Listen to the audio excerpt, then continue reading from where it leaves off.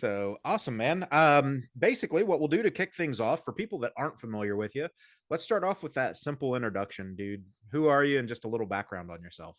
My name's Eric Egan, and I'm the singer of Heart Attack Man, Awesome. based out of Cleveland, Ohio, and that's my story.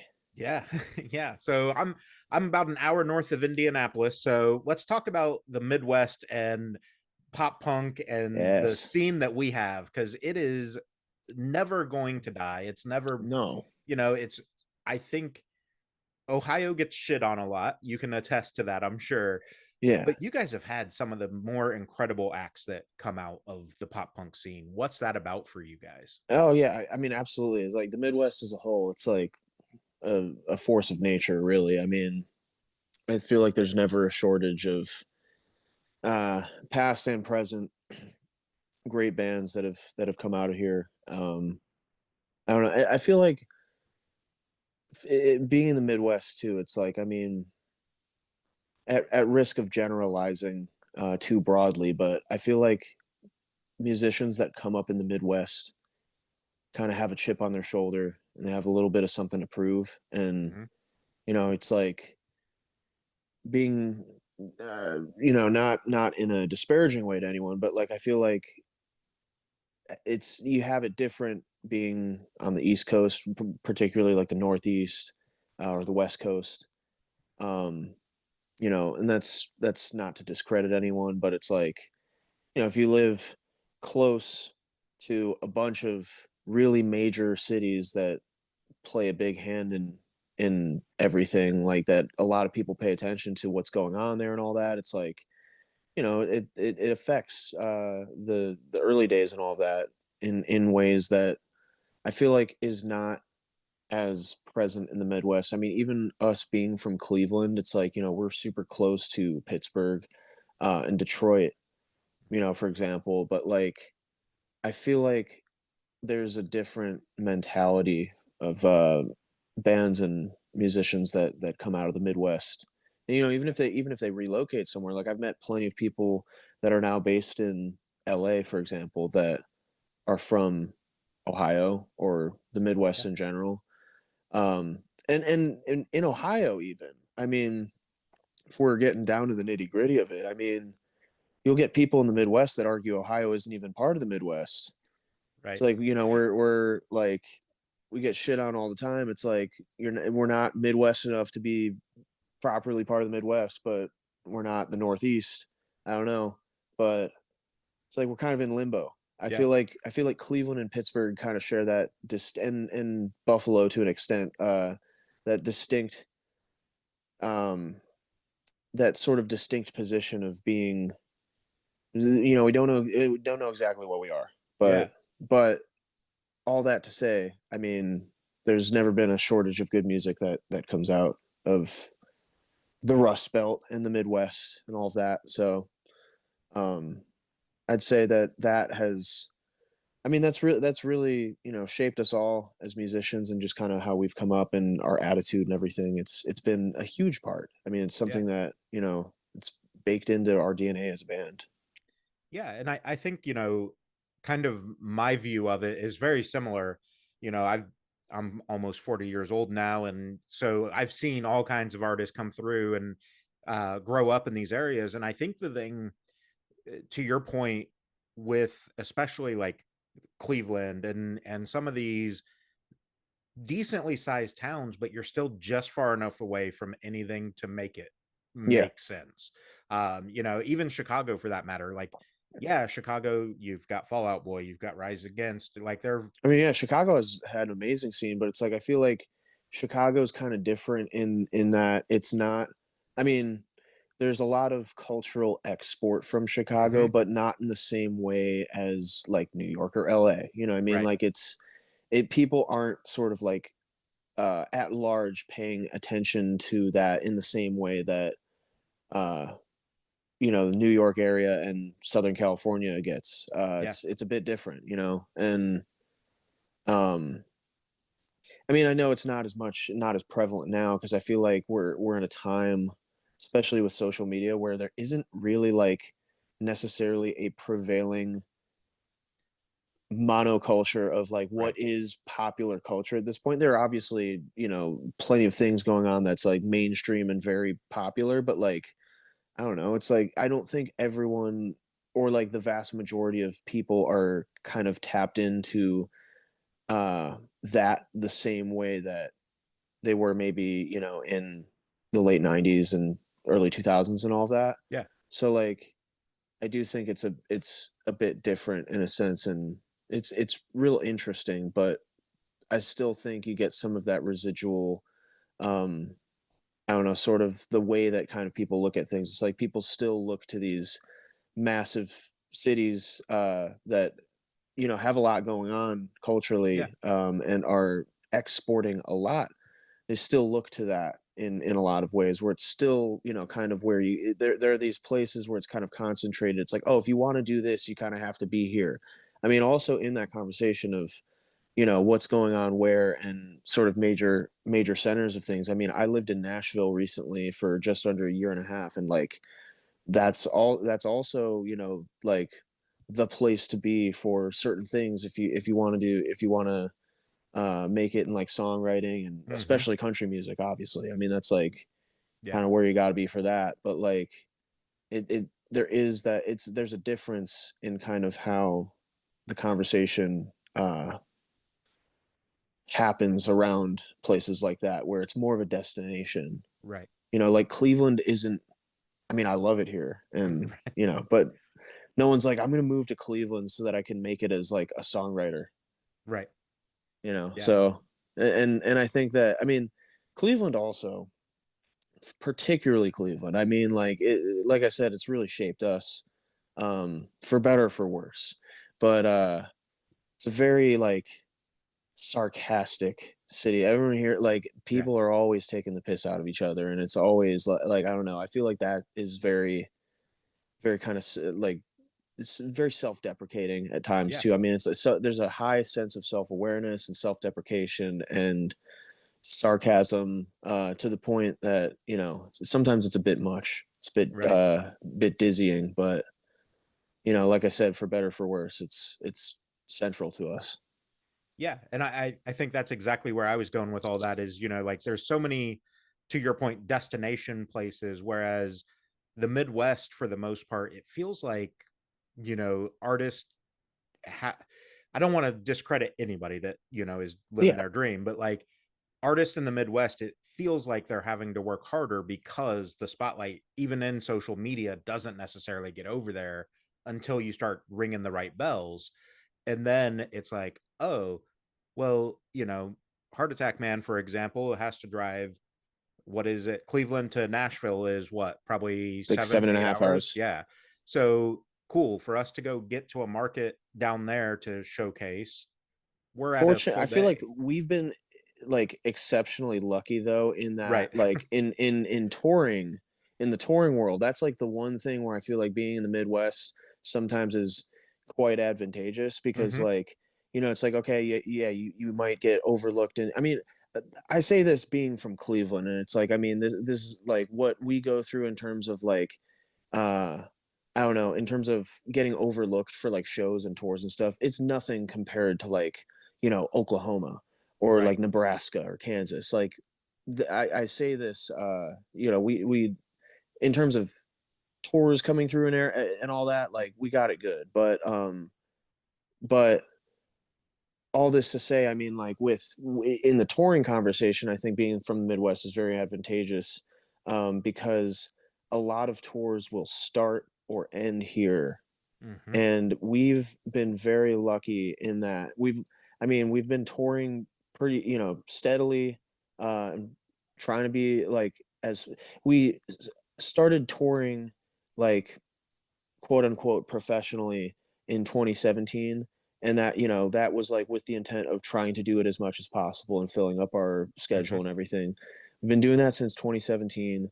We've been extremely lucky to you know not only like early on get some amazing opportunities and you know get out there and to do it at a time where I felt like it was real. I mean, it was hard, and we definitely struggled in a lot of ways, but it was still like very feasible. Like we were able to do it. And we Yeah. all it's just such a lottery sometimes with like, okay, being with the right people that are down to like make it happen. And like we've all been pretty lucky with like work situations that have allowed to live this kind of life. Hmm. But we've been really lucky that really, I mean, the only like obviously things slowed down with COVID and came to a screeching halt on the touring front for a bit, but like we were able to bounce back from that and be consistently busy since. But through all of the touring that we've done, we've been really lucky that most of the times we don't have to drive like ridiculously far to start a Right. tour. I feel like the furthest we've had to drive to start a tour, where a tour was starting rather, was in Phoenix, and we just routed a few shows out to there, and it's Yeah. like we did that and it was fine. And that, I Yeah. mean, that was in like late 2018 too, so it's like we did that. I mean, we ended a tour in Seattle once and played a couple shows on the way back. But I mean, overall, we've been generally very lucky with being able to not only start but also end tours pretty close to like Yeah. a reasonable distance away from home. Whereas, any band that we know from the West Coast or a band from the Northeast, if they start a tour, uh, I feel like more so with bands on the West Coast, I find it, we encounter it more often like talking to friends of ours from out there where they're like, oh yeah, we had to drive like from San Francisco to like fucking Nashville or something. Like that's Right. a long drive, like Yeah. driving to there, it's like that's crazy. But that's all just to start the tour. And then it's like, okay, like I feel for you there because it's like that sucks and that's a struggle. And it's like you're already starting off your tour like 2 days In of debt. driving. Yeah, like 2 or 3 days of driving, like you're already in the hole. Yeah. And so, it like, I mean, anyone doing this, like anyone that's pursuing a career in music, it's like it's not glamorous and it's not No, for the weak. no, for sure. And I think too, the nice thing, in the Midwest is kids show up, right? Like when you have shows, even the local like VFW type show, kids show up. And I Hmm. think the thing is, Definitely was not always that way. I no, mean, it did not yeah. used to be that way for sure. But I think the thing that we have going for us is, you know, obviously like out in LA and whatnot, there's, house parties and stuff that they're still doing. But like venue availability, I think is much, much different when you're Yeah, in that those types of towns versus in the Midwest. true. That's a good point. Yeah, I mean, um, yeah, I think like in terms of I mean, just like with Cleveland for us, I mean, we've been very fortunate to have had like a lot of not only really awesome venues, but also like a modest but very solid like DIY network of like house shows going on and all Yeah. of that. So I feel lucky that we've kind of been able to have it all in that regard. Yeah. For people that aren't familiar with you guys, we've kind of glossed over it a little bit. You've been doing this for 7, almost 8 years now in Hmm. the quote unquote professional, touring side of things. Hmm. Talk a little bit about that and like the drive because COVID happened in that as well. So it's like, hey, we're starting to get some traction. Cool. The world Oh shut the yeah, fuck down and now we're stuck. dude. Yeah, I mean, fuck. Like we we were like grinding and grinding and grinding like to like anything that we got offered we're like yes, let's do it. And like like I said, starting a tour in Phoenix and like that tour that we did, it was like there were some crazy drives on that, but it's like everything leading up, everything pre-COVID was like those are the days where we were like really grinding and we're like okay cool, like sleeping in the van, staying at strangers houses, all of that, like doing that, sleeping on floors, yada yada yada. Hmm. And then we're like finally at this point where we're like the biggest goal during like the early days of us touring, like I said, quote unquote professionally, but like in those days Because the thing is, we've all been in bands before. Like Heart Attack Man has been a band since 2013, but the first like 4 years of the band, we were just like we didn't like we toured like a few times, like, and we would just do it DIY. But like Right. we, I was in school. I was pursuing an English degree, so I mean, like, we did it like when we had time, and like we've also been in other bands and have done DIY tours, like, you know, the first time that I ever did like a DIY tour was in I think it was 2010.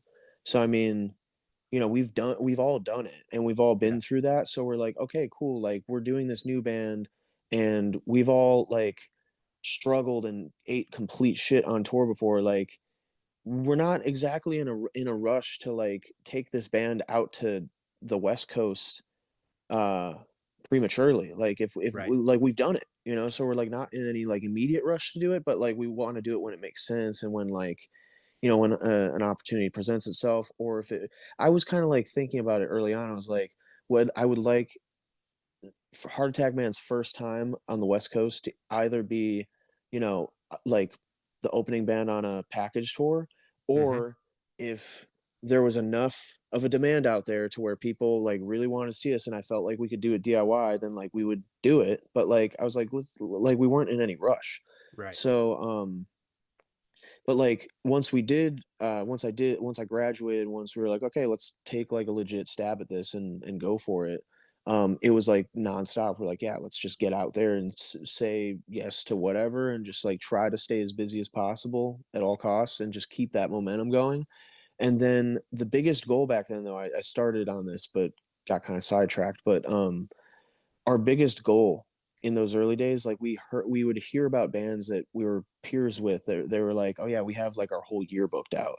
And we're like, Yeah. damn, that sounds awesome. Like that sounds amazing to like know what you're doing at the end of the year. Cause we're just like, we were taking it tour by tour and it was like Hmm. every couple months by a couple months. And like, it would kind of work out for us that it'd be like, we would do a tour and then at the end of the tour or like shortly after, something else would kind of present itself, or there would be something that kind of like blossomed from the tour that we did that like led to something else. So but it was very much so like a tour by tour basis, and Yeah. like I said, every couple months by a couple months. But it was a huge goal for us once we heard about that, with bands being like, oh yeah, we have like our whole year booked out. We're like, damn, that sounds so nice. Like that sounds cool. Yeah. We would love to like know what we're doing at the end of the year, at the beginning of the year, like that. Right. That would be amazing. So that was like a huge goal for us early on. We're like, even if it's just like totally just like, if it was just opportunities that were like solid but like not even like huge opportunities necessarily, we're Yeah. like, we just want to like be busy and to just have stuff going on, for like to know what we're doing the entire year. That'd be awesome. So then uh 2020 rolls around, and of course 2020 is the first year that we knew everything that we were going to be doing. We're like, we Mm. finally did it. It's this huge goal that we've had set for ourselves, that we've been working towards. And now we're like, we have these tours and these this general, like, we had studio time booked and all of that. Well, we Right. actually still were able to keep the studio time, but like we had it all planned out. We're like, cool, we're gonna do this tour, it's gonna be great, we're gonna go into the studio, and then we have like these two tours. And it was fantastic. We're like, we did it, we have our year booked out. That's amazing. Like it honestly felt kind of surreal. And Right. then And then COVID slapped you in the face. and then we're like, what the fuck? And then that all had to change and adjust. And fortunately for us, like one of the big support tours that we had leading going into COVID, that was like on the horizon, was we were going to be opening for Neck Deep. And I was so full disclosure, years ago when I first heard Neck Deep, I was like an extreme Neck Deep hater, Yeah. and I thought it sucked. I was like, this is the wackest thing I've ever heard. Then slowly, over the years, it's like I would hear, they dropped In Bloom, and I'm like, okay, this song's a banger. And then like little by little, I would find song by song, and I was like, okay, you know what? It got to a point where eventually I was like, I'm just a fan of this band now. I was Hmm. once a hater, and now I've been converted. So I experienced the full transition of the caterpillar to butterfly Right. transition of the neck deep fandom, I guess. But then we get this tour offer with them, and fortunately I was enough of a fan that I was now like, oh shit, I'm excited for this, like this is gonna be Hmm. sick. But that was like a big tour for us that was like on the horizon, and then COVID happened, and like I'm really happy uh it wasn't like always looking to be the case, like it was going to stay intact, Yeah. because it's like the tour was booked but not yet announced. So then we were hearing word that they were going to like nuke the entire lineup and put something new together, but then we actually were able to stay in that conversation and stay in the mix. So I was really glad that that was able to still like to still stay intact, and we were able to do Hmm. that tour.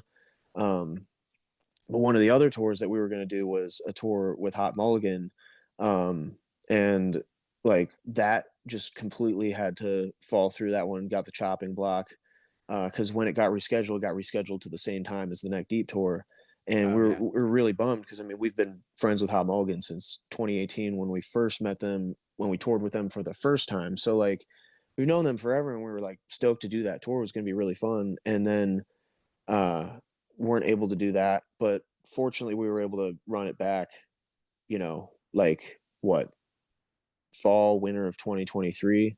Yeah. So it worked out. But yeah, I mean, it really was like you said, a big slap in the face that it's like we were like grinding and grinding and suffering. And then we finally have our year booked out. And then it's like, okay, unprecedented world pandemic. Right. And we're like, Like, oh yeah, sure, why not? Yeah, yeah, like yeah, we it's weren't totally planning on fine. doing anything. Hmm. Yeah, fuck us. Yeah. Like, Yeah. I mean, and I say that like, so, you know, it's like I mean, that shit sucked for everyone, Right. and a lot of people lost loved ones, and that's terrible. And you know, it's not. I'm like, I say this fully acknowledging that, you know, Yeah. it's like, It was a oh no, tragedy for yeah, sure. oh no, we I'm like, oh, we lost the Hot Mulligan tour. Like, yeah, Right. okay, big fucking whoop. Right. And then we got to tour with them again. Like, oh, poor you. I don't know, Yeah. but like, yeah, I mean, it definitely was a bit of a blow to morale, as it was Yeah. with so many people, and I mean, especially like plenty of people that were doing anything even remotely creative for a living. It was a Hmm. massive adjustment, and a lot of people didn't know how to adjust and haven't made it back since, or like they found something else and they're like, okay, I'm gonna do this. I mean, there were plenty of Yeah. people that were like driving tour buses and stuff, and then they just became truckers, and then they're like, shit, I'm just gonna do this. I'm gonna stick with this. Yeah. I don't have to deal with musicians. Right. These loud ass kids and Yeah, I don't have to deal with these assholes. Okay, sweet. I can just chill and just deliver like an entire freight load, and yeah, yeah, collect cool. the same paycheck and run Yeah, my own so, call times and not have to fuck with possibly even anything. better, and Yeah, right. I don't have to like, yeah, it like some people pivoted into something entirely new, and you know, I mean, it was a it was a really really strange time. It was If for sure. if you you had to be there, Yeah. and Kids are going to a read lot of about it people were and there. yeah, kids are going to read about it in history books before too long though, and that's Yeah, fucked up, isn't it? Uh like dude, I my thing is that like since then, I'm like, 2020 was 5 years ago already. That's yeah, fucked up, dude. Like that, what the hell is happening? I'm like, 2018 to me was still like 3 years ago. yeah, And I'm dude. like, no, that was 7 years ago. And that's fucked up, dude. Like all these records are turning 10 years old, and I hate Hmm. it. Yeah, they used is out on their 25th anniversary tour and shit. Like, Ugh. what is this? Yeah, Yeah, that's no, like dude. though my niece a couple years back, their history book, they have 9/11 attacks in it now, Dude, talking like about that. And yeah. I'm like, I was fucking like not there, but like I was Yeah. there when that happened. You like you were old enough to like comprehend what was going on. I graduated in '03, dude. I was a Yeah. fucking Yeah. sophomore going into junior year. Yeah, dude. Like, So I was in third grade. And Right. like I even remember it. It's like I like our teacher like fucking wheeled in the The TV on the TV, cart, you know, yeah. and like Here, me kids have trauma. yeah, exactly. Like here's like a major historical event unfolding before your eyes. And the thing is, my dumb ass is a third grader. Like the Right. teacher rolls the cart in, and I see a building on fire, and naturally I'm like, oh, cool. Right. Like I'm like sick. Like like that's awesome. A building on fire. That's really cool. And then like my dumb ass unaware that it's like actually happening. I thought they just like impromptu like all of a sudden they're like, oh, we're just going to show you a random scene from a movie or something. I didn't think it Right. was real, and I was like, oh, that's cool. I out loud I was like, oh, cool. And our teacher like yelled at me. She's like, this isn't cool. This is actually happening. This is bad. I'm like, oh shit. Okay. And Whoops. so it's like, I didn't fully comprehend like Yeah. the severity of it and what was going on, but like it's crazy to me now meeting. I mean, it sounds funny because there's so many people, and a lot of our fans are born after 9/11, but Hmm. like dude, I remember the first time I met someone that was born after 9/11. It was like meeting an alien, bro. Like Yeah. I was like at my old job, I was like in charge of a crew of kids that like just either were still in high school or just graduated high school, and I Yeah. was like they're the cool intermediate boss, like in between. It was like them, me, and then my boss, who's the owner Right. of the business, who is in his 50s. So it's like I was like the in between, Yeah. where they're like, oh, he's cool and he's like in a band and he like knows what we're talking. Like I'm able to understand what they're talking about and Yeah. can relate in ways. But like one of my coworkers, we were like, I found out that he was born after 9/11. I'm like, dude, that's fucking crazy to me. Yeah. And yeah, I don't know that. It's mind blowing. Yeah, but now, I mean, as time keeps going on, it's like it's going to be less and less weird because it's just Yeah. like, but I'll never forget the first time I met. Well, that and then like this same kid also like, I mean, for people like you and me that are immersed in alternative music, Right. for lack of a better word. I mean, like where I'm not even talking like alternative. Like at a time, it was they're the biggest band like in the world, but like this same kid that was born after 9/11, we were talking about music one day, and I brought up Limp Bizkit, and he's like, "Who's that?" I'm like, "Are you fucking kidding me?" I was like, Bro. "Dude, you've never heard of Limp Bizkit?" He's like, "No, like, what is that?" I'm like, "It's a band, dude. They're the greatest band that's ever lived." And just I felt like the oldest motherfucker on earth, dude. Yeah. Like I was like, I'm having to explain Limp Bizkit to like someone born after 9/11. Like, I just need to end it all right here, dude. That This I was gonna sucks. say that sentence alone was fucking wild. Like, Yeah, yeah, it is crazy. The older we get, but I think it also allows us to kind of appreciate the history of like, especially in the music scene, right? Like looking back at how Fallout Boy really got their start. Like that was yeah, pre social media.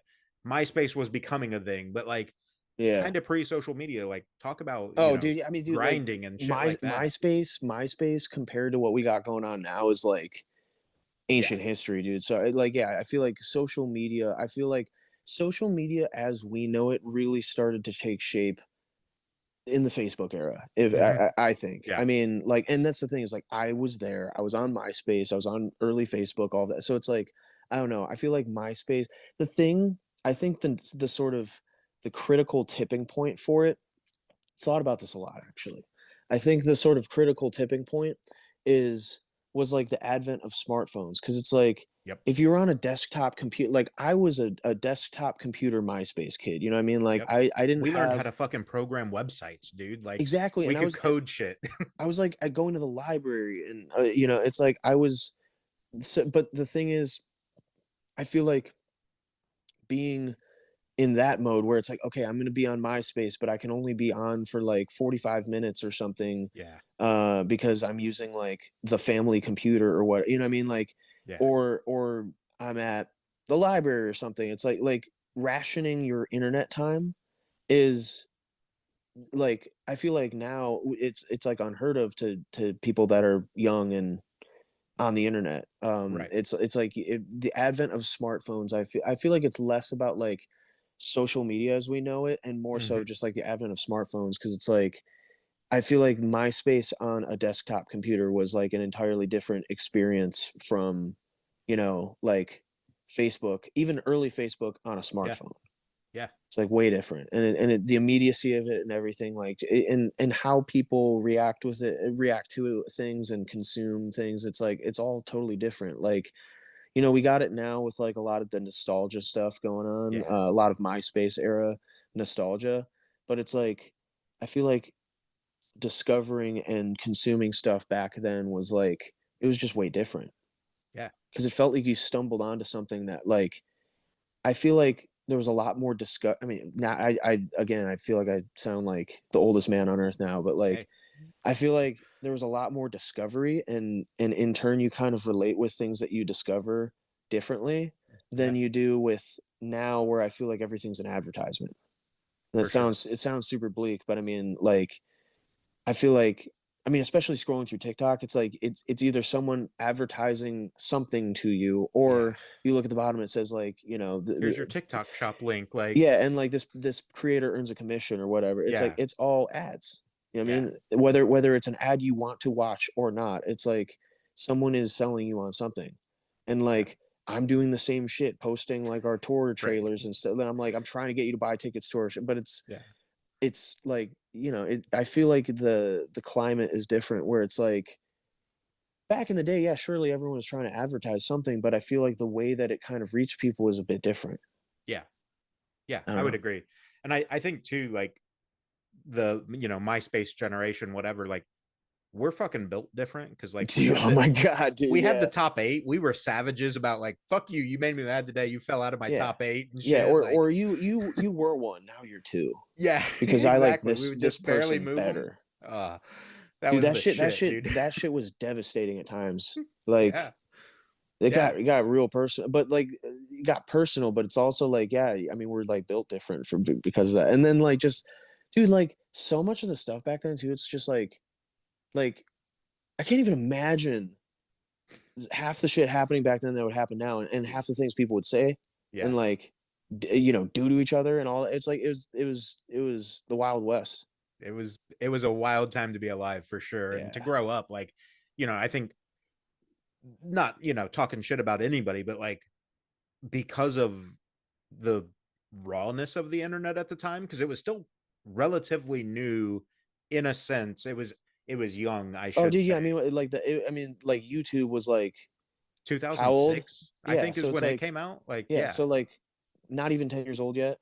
yeah, it Very was early. it was crazy, and which also makes me feel super sad that like I'm older than like we're how old are you?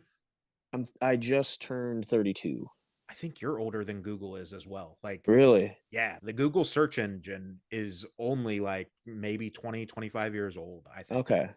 Wow, that's crazy. I'm looking it up real quick. I'm gonna Google search. Okay, 98, but still Yeah. both But yeah, so I mean, well older. I'm older than Google. Yeah, Damn, didn't know yeah. that. Sucks. Sorry, didn't mean to Thanks, ruin your man. Yeah, life. no, thanks, man. You're like, yeah, I'm gonna get you on this interview, and I'm gonna remind you that you are older than Google. I'm like, Yeah, awesome, thanks. it's fine. Now you can use that at work or whatever. So, Yeah. uh, talk a little bit about like obviously we just went through a lot of the COVID stuff and how that kind of impacted. Talk about how that played a role in the writing process for you, right? Because you guys were working on the studio time and Hmm. working on albums, well, songs, and then the album, Freak of Nature. Like, talk about how that all kind of played a part in everything. Well, so over COVID, we actually recorded before Freak of Nature recorded our EP Thoughts and Prayers, Hmm. and that whole process of that was kind of like a bit disjointed and like it was kind of back and forth a bit. We're like, okay, it's going to be an EP, and then we're like flirting with the idea of it being a full album and fleshing it out, and then like we're like, nah, let's go back to the EP idea, and then we're like, okay, we like we did a single before and everything. It was like we didn't like we were kind of flying by the seat of our pants, like we Right. didn't really Yeah. have like too much of a structured per se. But I mean, we tracked that EP uh over like I guess, yeah, 2020, Um, and but the thing was, it was like it was originally just me and Adam, our drummer. Hmm. We went out and recorded it because Ty, our guitarist, like last minute, he couldn't go because of work obligations. And then, but then we did what we could with that, and then we finished it like months later at a different studio in Ohio. And me and Ty went to that, and then Adam couldn't go to that. So it was like kind of like Yeah. it wasn't like the studio experience. Right. Having to kind of Uh, Lego piece it together. yeah, so yeah, we definitely kind of improvised, but we made the best of it. We did what we could, um, but really, uh, I mean, coming out of that, like a big takeaway from not being on tour for me, like the biggest takeaway was like imagining, because the thing is, the first time I ever played a show live, I was 13 years old. And since then, I've like it's been, I've had a bunch of different bands since then, but like I've always been in a band that is like an active band. And like I've always had either a show, recording time, or a tour coming up, like Yeah. something to look forward to. Like I was talking about with the early days of Hard Attack Man touring, when it was like, okay, like, we were going kind of tour by tour and kind of piecing it together as we go. Like even then in those days, it'd be like, okay, well, we have this tour and then we have this show, and it's like there's always been something to Hmm. look forward to. And like this past fall and winter, we didn't go on tour at all. But like with this, we tracked our upcoming album. And so it's like I've always had something going on creatively for like it like feels crazy saying it now, but almost 20 years Right. nonstop, which is Yeah. like fucked. But um but I mean, even like over COVID, it's like we had recording time and we had tours on the horizon at least. So it's like always something to be like working towards and looking forward to.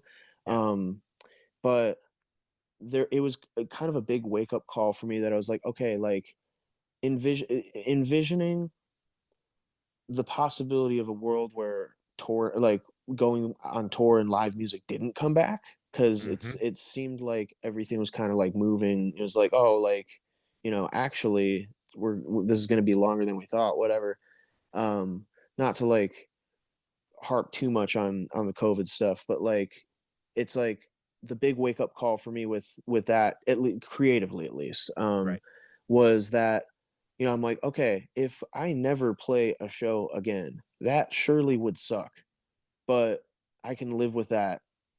And as long as we're able to record and release music like that, and Right. it was a big wake up call for me that being in the studio and working on music like that is my favorite part of all of this, and it is what it's what I ultimately want to get back to at any given time. It's like, okay, cool, we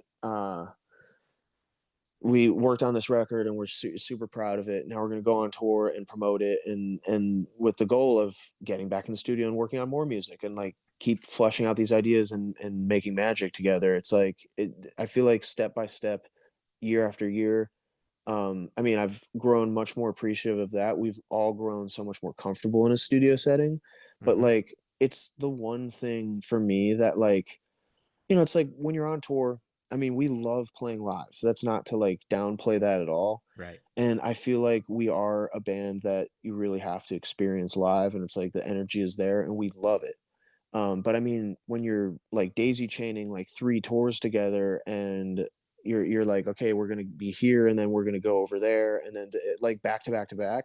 Like I'm really excited for everything we have coming up now, because we didn't do anything in the fall and winter, and we've kind of like deprived ourselves for a little bit. Right. So I'm ready to do that. But like in a normal year for us before, when it would be like the back to back to back of things, you know, naturally there are going to be times where it's like, okay, like this is cool and I'm living the dream and this is sick, but like I'm also homesick, or Right. like I'm kind of tired, or like that just Yeah. happens.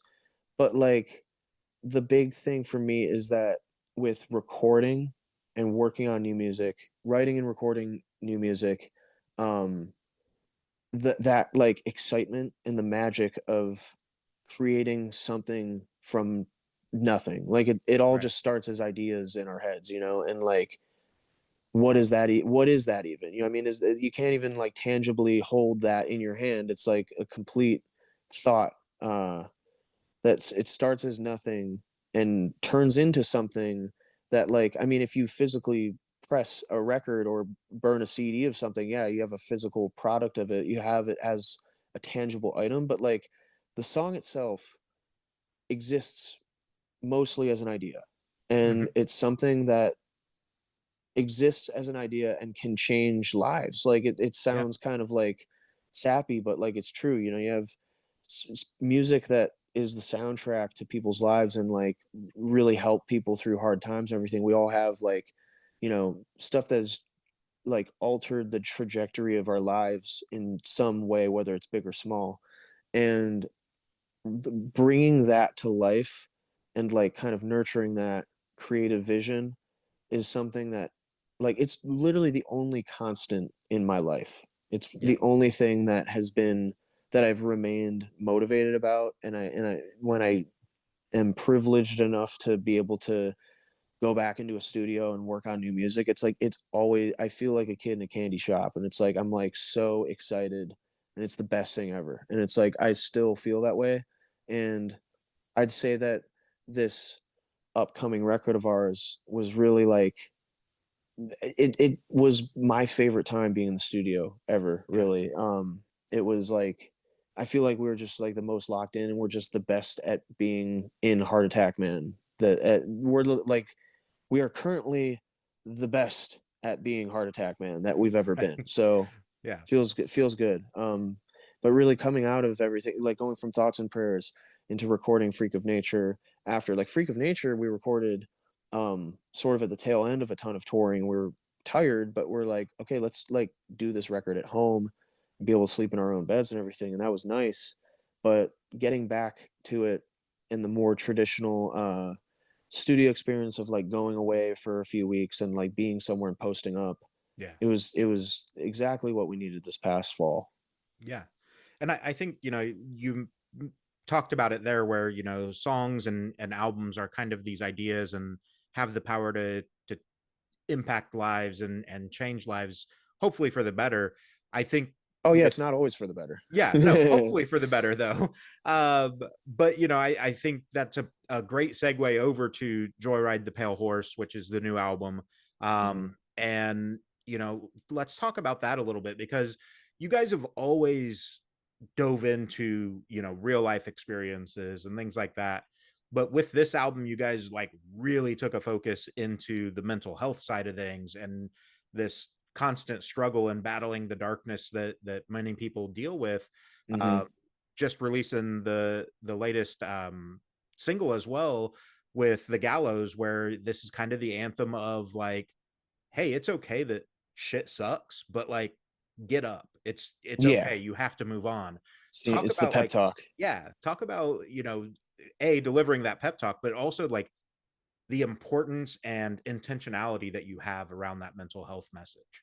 Yeah, I mean, really, it's like kind of in relation to our last album. I mean, the last album was like had its own sort of personal narrative arc, but it was a bit more like it was not as necessarily introspective. It was like, you know, it was introspective in ways that I was like reflecting on certain time periods and moments in my life.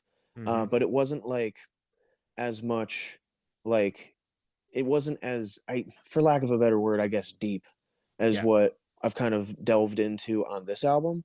It's a bit more of like it's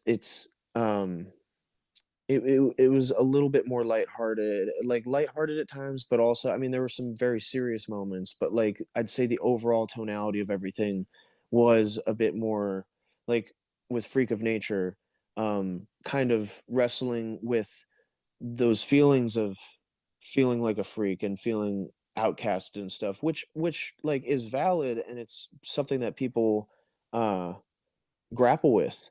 But like Right. I think the intention with this album was to like take that a bit deeper and kind of like drill in a little bit further, and it's like, okay, like, you know, the social implications of like not feeling like you fit in and whatever, like that's one thing, but like like where do we go from here? Where do we go like outward more and be more lighthearted and kind of like just get into stuff that like isn't even personal anymore, or do we burrow in a little bit deeper and get more personal? Because I mean, I've been very vulnerable and personable or personal in our music before, Hmm. and I think it was, you know, it's nice to not just do one thing, you know. It's like it's Yeah. nice to be able to do uh a few different things and kind of like have some variance and depth to like all that we're able to say and do.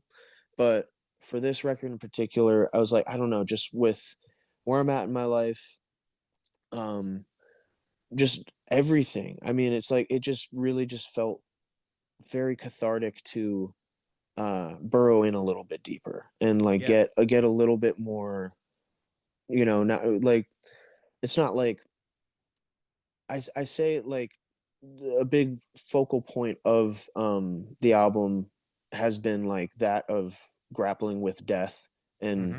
thinking about, you know, my own mortality and stuff like that. Um, but it's like distinctly different, I think, from say our first album, The Manson Family, because like The Manson Family, it was a lot of like being depressed and feeling betrayed and like feeling totally dejected and awful all the time, um and like wanting to die, well, like you Right. know, being depressed to where I'm like, yeah, like life sucks, you know. It's one of the songs is Life Sucks, like pretty on the nose there, but like Yeah. it's a different type of darkness and like morbidity, if you will. I feel like this album is like the Manson Family compared to this, it's like this is, I'd say, like a lot more kind of mature and like I don't know, just more thought. It's not just like not as adolescent in a way, because I feel like Yeah. the Manson Family kind of stemmed from a lot of feelings that kind of stuck with me through my adolescence and my early Hmm. adulthood and all of that, and it was me kind of navigating through the rubble of all of that and a Yeah. lot, and so like again with any of this, it's like navigating through anything in any way, whether it's lighthearted or not, is still meaningful and valid. But I wanted to kind of like keep it fresh for me and do um like with this upcoming record kind of approach it in a way that we haven't before, and just really, like I said, I've used the word a few times now, but really burrow in deeper and like kind of show a side of us or a depth of us that hasn't really been showcased Yeah. before. It's been showcased in bits and pieces, but not, I feel like not in a full album Right. sense. Not in a complete work. Yeah. And I think, one of the tracks that hit me heavily, obviously, when I was checking out the new stuff was Laughing Without Smiling. The opening line, like, I'll just being totally honest with you, I had an absolute shit day at work today, so I was Oh looking yeah. forward to this conversation. But that opening line of like being clocked in but not really here, and it's like, Yeah. yeah, that was me today, man. Like, Yep. I'm here, but fuck, I don't want to Yeah. be. Yeah. You like against your will, you know, you're Yeah. like you're like I don't want to be here, but here I am. Yeah. Yeah. If I didn't have bills to pay, boy, Yeah, I wouldn't have been there. So, exactly. um, Begrudgingly clocked in. yeah. So, I think the beautiful thing that you do with this new album, from what I've heard of it so far, is, and I think this is true of all your work, but like this one is unapologetically authentic. Like, I don't Thank you. think you've been inauthentic in the past, but like this one is like, I'm not pulling my punches. This is who I am. Yeah. And, love it or hate it, I don't care. Like, you said it earlier about the kind of the catharsis of writing this record. Yeah. Like, No, I here it appreciate that a is. lot. Yeah. Yeah. Cause like I feel like, I mean, you had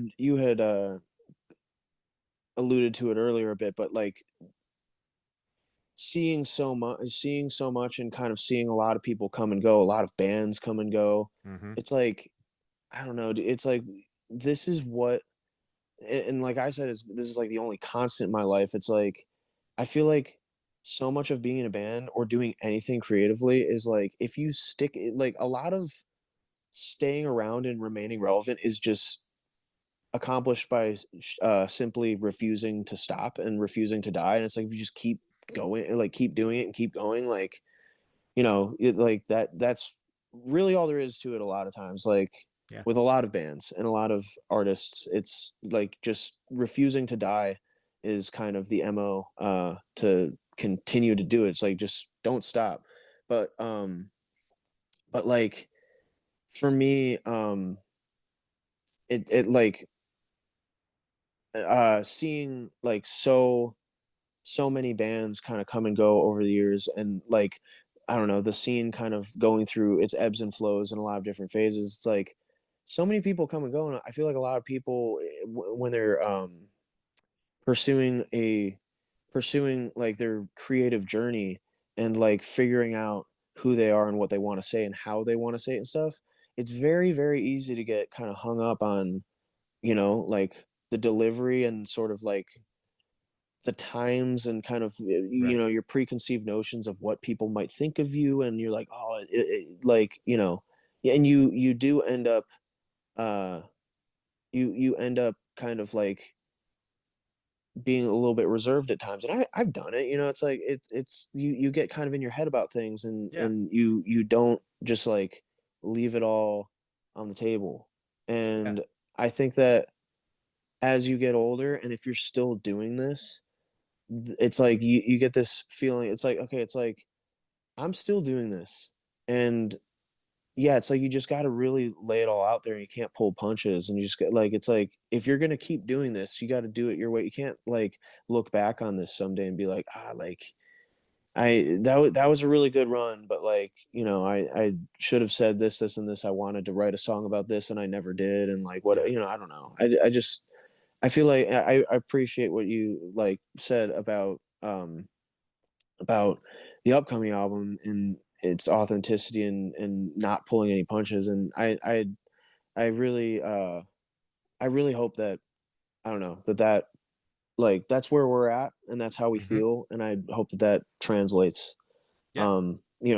across the like the whole project. I guess I hope that shines through, and that's the goal. Yeah.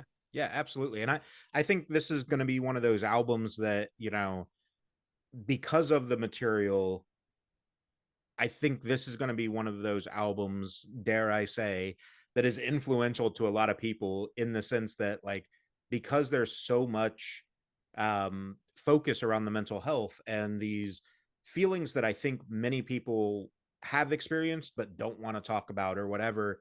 Like, this is an album where people can feel like they've been seen, and Mm, they're going to be able to say, like, fuck, somebody else gets it. You know what I mean? Like, and I think you're doing that. And I'm not trying to blow smoke up your ass or anything with that. I just think, again, like I said, today was a shit day. And that yeah, the second that opening line of laughing without smiling hits, it's like he's been there. Like he gets yeah, what a shit day is. yeah, for sure. Yeah. I appreciate that. And then, people are like, oh, I can relate to this. And they're like, oh, and these guys are from Ohio. Right. So they really know what a shit day Yeah, is. these fuckers really know. They did it. Yeah, they had to deal with it, Machine Gun Kelly, The right? boys are back. Oh my god, dude. Yeah. I had to throw that little jab That's in there. he's the East Side Cleveland Wild boy. Yeah. We're the West Side Cleveland Wild boys. Okay. Yeah. So Little rivalry going on there. yeah, I doubt he knows who we are, but No, probably not. No offense, but probably not. whatever. um, But yeah, yeah, yeah, Cleveland, man. yeah. That's all you got to say about that. Um, for people that are still listening here, let's talk a little bit about one of the things I love asking when you have a new album coming out. What's the song you think people are going to gravitate to? And then what's that sleeper track that you're like, man, I fucking hope this gets the time it deserves? So that's a really good question because I think it's very easy to kind of like postulate and be like, "Oh, I think this," and typically, I feel like if there's one thing I notice, it's like what you think is going to happen is going to be the complete opposite of what Right. happens.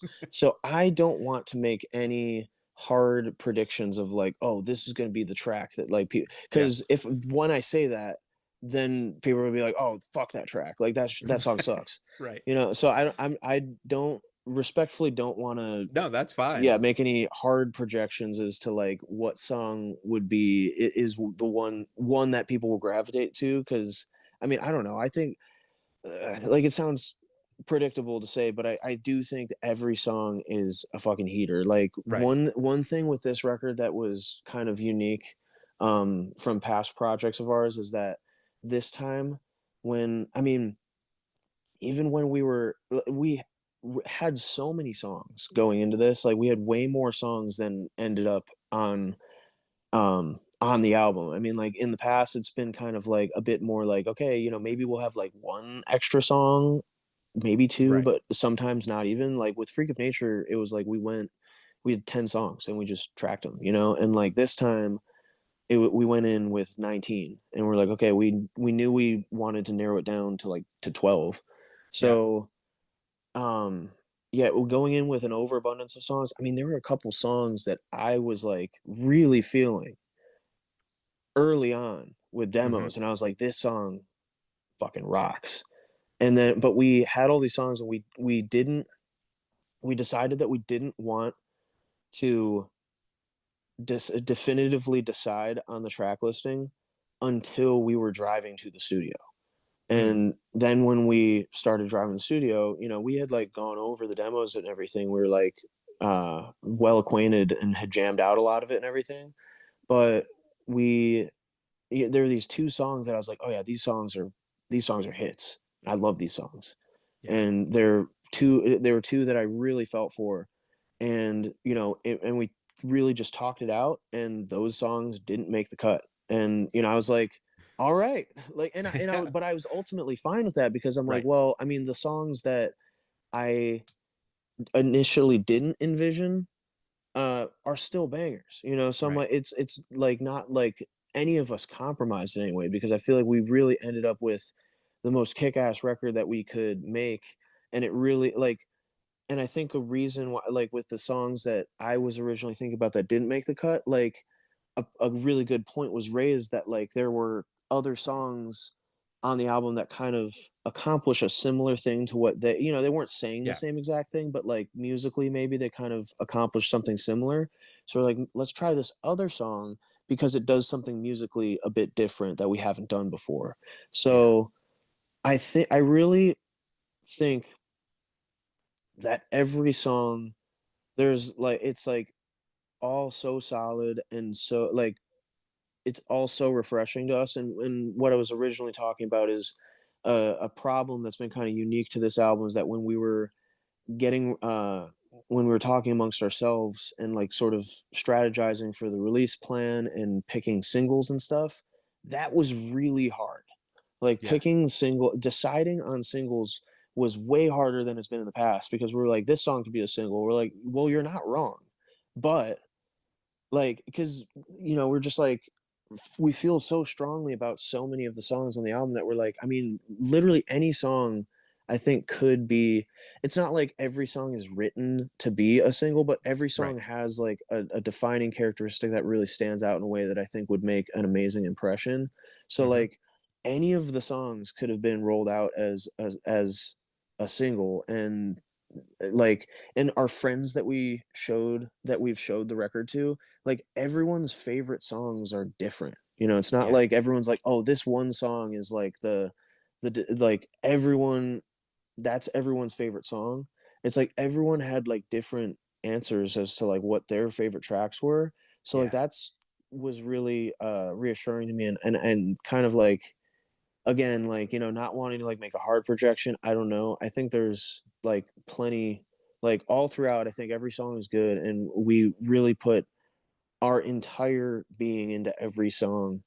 But I guess to give you an answer for your second question Yeah. of that being, what was it that like, what's a The song that sleeper. Yeah. the Like, sleeper?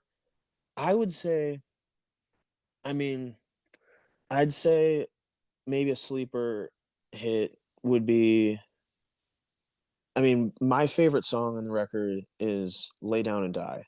It's track 4, and it's not one of the singles. And I love it. I was really, really pushing to have it be a single just because I was definitely biased because it's like I Right. feel like the most sentimental for me. It was very, very, very personal, and kind of touching on some stuff that like in a way that I'd never touched on before. And I don't know, just something about it was just like really, really special to me and felt urgent to like, Yeah. hey, let's put this out ahead of all the other ones, or maybe as a second single or something. I don't know, but it's not a single, and that is a song that I think will surprise some people. In that it, I feel like I say that and I'm like, man, like every song, I don't know, there's something surprising Right. about everyone, Yeah. but like that song to me is one that I could see being a really fun live song and being a crowd favorite, I guess, in that sense. Yeah. Yeah. And I'm totally fine with that answer because I think you're right. We'll touch on this briefly as we kind of wrap up here, but I Hmm. think you're right. There's some sort of like accidental power that you give it when you're like, oh, this is definitely what people are going to fuck with. You're skewing the bias, right? Like, oh, Yeah. everybody's going to check that out. And then inevitably it's going to be the one they shit on or whatever. Yeah. And it's like, well, Or the fuck, one that if I you would have had. kept my mouth shut about that, it would have been Yeah. fine. Or it's the one that you have the least confidence in, Right. like, Yeah. because that's how with our album, with our second album, Fake Blood. Ironically enough, this is not a good strategy to going about naming your record and how you record it, but like the title track of that album, Fake Blood, I Hmm. was like the least confident in it going into the studio. For some reason I was like, oh yeah, this has got to be the title track, even though I'm like the least confident in it. It was just there was something missing with it. And like, but I was like, this song is like so good, but it's like 97% there. Yeah. And like, fortunately, working with Brett Romness, who we actually returned to working with on this record, and he's the best. He's like, he understands our band so intimately and just Yeah. really helped bring out the absolute best in us. Um, like working on Fake Blood with him, he really helped get that song to where it is now, how people Yeah. know it. And there's just like, like one little thing. He was like, try this. And I'm like, oh shit. Right. That was it. That now it makes sense in my head and it clicks and it's like able, and that was like the missing piece. And then yeah, I mean, like I wouldn't necessarily suggest, if you're in a band and you're going to the studio and you have all these songs and you're like, okay, I have like an idea of what I want to name this album. Maybe don't name it after the one that you have the least confidence in, Right. but there was something about it that was special to me. I just like it had yet to be unlocked. But yeah, so I mean, sometimes with that, it is this like a song that kind of doubt Right. at times, and that becomes it's like the reverse psychology, or if it's a song you hate, and then yeah, I mean, fortunately, I don't hate any of our songs. Right. Maybe I should start hating all of our songs, and then everyone will love them, Yeah. and I'll be like, yeah, oh no, this song's my least favorite song. It sucks, and people are like, play that song. We only want to hear that one.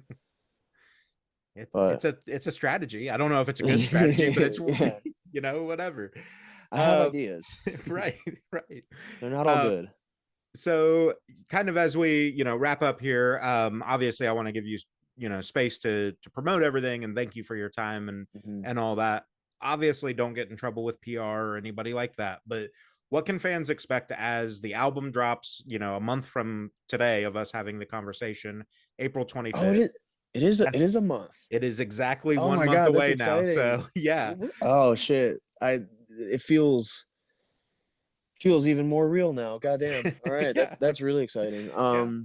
See, I fucked Sorry. you up with that Yeah, you before did. Google Yeah. Birth thing, and now I'm building you up with Yeah, just a month dude. left on this album. Google birth. Sorry, you said is um, there anything I kind of want to like hype yeah, up like or like. what can they expect either about the album or tours that are obviously don't announce them if they're not announceable Yeah. yet, but like what can they expect for this year with you guys? Okay. Yeah, on the touring front, we're going to be very busy. Not all of it is announced yet, but the MO for us this year, like I had mentioned earlier, you know, we took this past fall and winter off. Hmm. Um, a big part of our attitude for the year was like, you know, we're like, we want to come back and be and like hit it harder. Like, excuse me, we're like, we took the fall and winter off, and then we're like, okay, when we return to touring and headline releasing the album, let's hit it twice as hard as we normally would. So we're like, Yeah. okay, normally we would tour like like 4 or 5 weeks. Okay, Right. let's do 10. You know, so it's Yeah. like we just came back wanting to hit harder and just go at it twice as hard, but also with that in mind, in the spirit of going twice as hard, is we want to get off the beaten path that you know, that we've worn well for ourselves Hmm. with like touring normally and playing a lot of the cities that we've played a lot. We're like, we want to get off that and, you know, venture out into new places or places that we just haven't played in forever, places that we've never headlined before. Yeah. So like we're feeling really good about that. So like, you know, our US tour is a long one, but it's like we really want to like really get out there and play in front of people that either normally have to travel to see us or have never seen us because they, you know, can't drive 4 or 5 hours to come see us or whatever. Yeah. So I would say for people to anticipate us exploring a lot of new places that we haven't played before, um, you know, and just continuing to build on a lot of places that we have been, but like deliberately kind of getting off the path and wanting to venture into new areas and stuff. But again, throwing back to earlier in the conversation, but you know how 2020 was just like was booked out for us for the first time. Fortunately, this year is looking to be the same. There's like just some things we're working out towards the end of the Hmm. year, but it's looking like, you know, we have a good idea of what we want it, what's going to be the roadmap of what's going to be Right. happening the rest of our year. So I would just say for people on the touring front of things to just anticipate us uh going hard, but also getting off the beaten path and like, you know, expanding outwards a bit. You know, we're going to Australia in May, which we've never done, so we're Yeah. really excited for that. We're playing Slam Dunk in England, which is really exciting. So like a lot of new exciting experiences. Um, and then I would say for the album, kind of carrying that same spirit. I mean, there's like a lot of things that we've done on this album. I feel like this album feels like a very appropriate return to form in a lot of ways for us in that I uh you know, we've never been better at being in Heart Attack Man, and we Right. know what to do, but we've like done all the things that we like have already done. It's like all these sort of ideas and kind of the sort of nuances to exactly where we fit in the grand scheme of things. Yeah. You know, I'd like to think that we kind of exist in between a few different subgenres going on. Like it's Yeah. kind of I would agree with that. a blend of a few different things, and we're like, okay, you know, we can play heavy songs, we can play soft songs, we can have songs that are kind of chill and like me just like talking. We can have songs where it's like a big epic chorus and I'm like belting. You know, we can do a handful. There's a handful of different sort of hats that we Hmm. wear, and there are things that kind of weave throughout that kind of make them all make sense together. Um, but I would say that this album, like it kind of dials in the Heart Attack Man formula, does it like the best it's ever been done. The energy is higher than ever, but also in trying to execute our particular formula and our secret sauce better than ever, we also didn't want it to just be like, okay, here's like a stock Heart Attack Man album. Like we still Yeah. experimented a lot and tried a lot of new things that we've never done before. So it's like kind of taking everything we already know how to do really well, but expanding on it, and like it was a lot more deliberate than it's before, where it's like, okay, let's write a song to write a song. It's like this time there was a lot more of like, let's write a song so that we can do this particular musical thing that we've never done before. Right. So like a lot of that, a lot of very deliberate, hard experimentation, that I think it makes for a really fucking fun journey, and makes for our best record yet, our most enjoyable sort of our most like enjoyable sort of like deliberately um like kind of planned out and Yeah. thoughtful record yet, Yeah. on more like on multiple levels, musically and thematically. I think it's, I don't know, I it kicks ass. Yeah. And from everything I've heard on it so far, I would agree. I'm gonna have to bump Becky on getting me that advance on it, but Yes, yes, we'll definitely do that and get a like a preview up for it and everything. absolutely. Um, Obviously, I'll link all the socials and everything. But what's the best way for people to find you online, and where should they interact with you? Oh man, okay, so I would say normally probably the best place, well, it's not the best place to interact with me, but I find myself on Twitter a lot. Like, but Are I you a wouldn't shit poster? I am. I dabble. But I wouldn't suggest anyone to go on Twitter, because Twitter sucks. Yeah. It's not a good place. It's not healthy. It's not, you know, I don't know. But like, for better or for worse, that's kind of become my swamp. But I would say Instagram would is Yeah. Probably the safe bet. probably a safe bet, where it's like, I'm not gonna be like, oh yeah, find us on the Facebook. But Right. like, it's like, well, if you're on Facebook, you're just getting our Instagram feed. But yeah, I'd just say Instagram probably. I should actually be discouraging people from following me on Twitter. Eh, it's fine. They're gonna find you one way or another, right? Yeah, I'd say Instagram. It's probably Yeah. probably for the best for all of us. I'm sure there's people that have been like, oh, this cool new band that I found, and then they follow us on Twitter, and they're like, oh, this guy's fucking annoying. I hate this band now. Hey, but So as long as it gets people talking, right? No I press is bad guess. press, right? Yeah. Isn't that what they say? I don't know about that, but Yeah, I disagree with that hard, I but think that is something that has definitely changed through time. I think in the past, yeah, maybe more so, but there's definitely such a thing as bad press now, and yeah, I don't know. There's times where it's like, a lot of what's going on, it's like people competing for attention, but then sometimes you get attention you don't even want it. It's like, the right. times when you're not even trying to get people's attention, and then you do, and then it's like it feels like the world's fucking crashing down on you, and everyone like you're you're the worst person on earth for a couple days, and people really hate you, and you're like, damn, like this feels like a whirlwind. And sometimes it wasn't even that deep, and you're not even trying for that. Yeah, I don't know, but so all that being said, yeah, maybe don't follow us on Twitter. I would say Instagram, yeah, yeah. I'm good with that. or just maybe check our website every now and then. Like, check our website every month to see if there's anything new going on, and just get off social media. Yeah, yeah. Wouldn't it be nice? Yeah, just check our website, see if we're going on tour.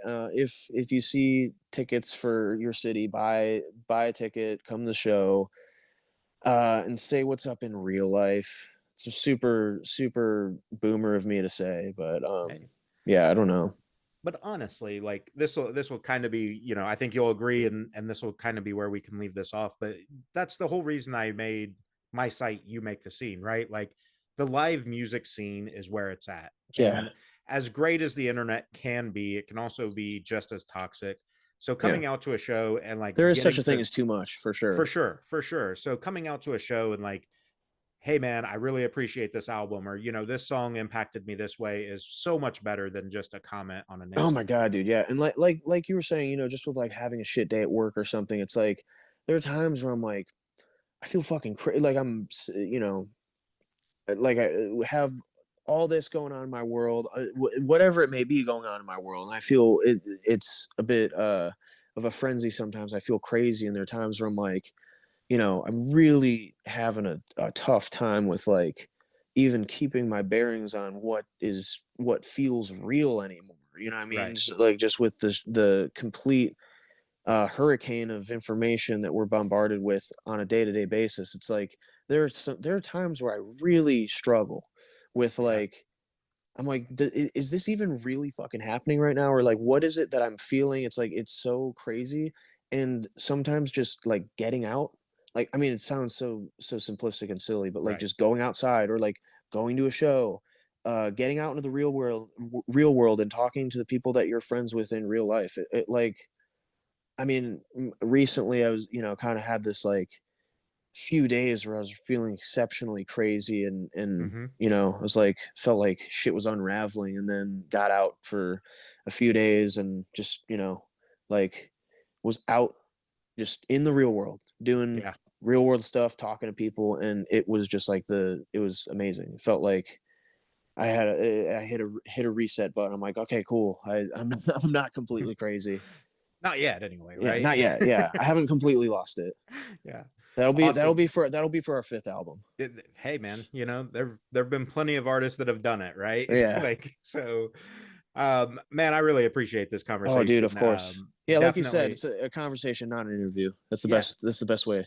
Yeah, I think so too. And you know, we'll definitely stay in touch. Yes.